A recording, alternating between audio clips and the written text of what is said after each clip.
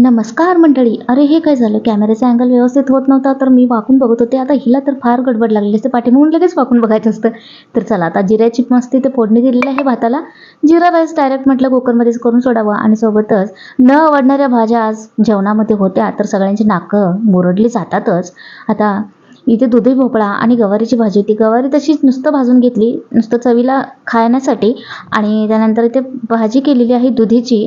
तर मस्त अशी फोडणी दिली बघा, अगदी साधी सिंपल केलेली आहे. जास्त मसाला आणि जास्त काही तामझाम न करता साधी सोपी. इथे हळद मीठ टाकलं चवीला आणि त्यानंतर थोडंसं तिखट टाकून कांदा भाजून घेतला आणि मस्त परतून घेतला. तोपर्यंत इथे भाताची शिटी देखील झाली.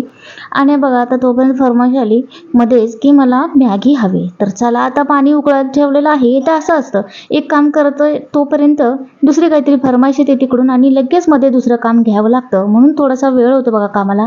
असं कुणाकुणासोबत होतं मला कमेंटमध्ये नक्की सांगा. तुम्ही एक काम करत असता आणि तिकडून तुम्हाला दुसरी फरमाईश येते, असं कोणासोबत घडतं कमेंटमध्ये मला सांगायला विसरू नका. आणि हो, आता इथे सगळे अशी करायचं म्हटलं की धूर तर उडणार साहजिक आहे. वाफ तर इतकी उडते, तेल सगळीकडे उडतं आणि चिकटपणा खूप होतो. त्यामुळे मला ना दरवाजा आणि खिडकी दोन्ही उघडं ठेवायला लागते. चला आता भाजी आपली झालेली आहे पटकन इथे. चला आता पटकन आपण खाऊन घेऊयात. तर या तुम्ही देखील टेस्ट करायला. सोपी आणि सिंपल भाजी केलेली आहे आणि गवारी फक्त इथे तेलामध्ये फ्राय करून घेतलेली आहे मीठ टाकून. तर अशी गवारी कोणाला आवडते कमेंटमध्ये मला नक्की सांगा. आणि तोपर्यंत तुम्ही इथे बाहेरचं वातावरण बघून घ्या. आता 30 तारखेपर्यंत ना पावसाचं वातावरण असणार आहे आणि आज धुतलेला आहे पावसानं 2-3 वेळा. थोडासा ब्रेक घेऊन घेऊन असा पाऊस आलेला आहे.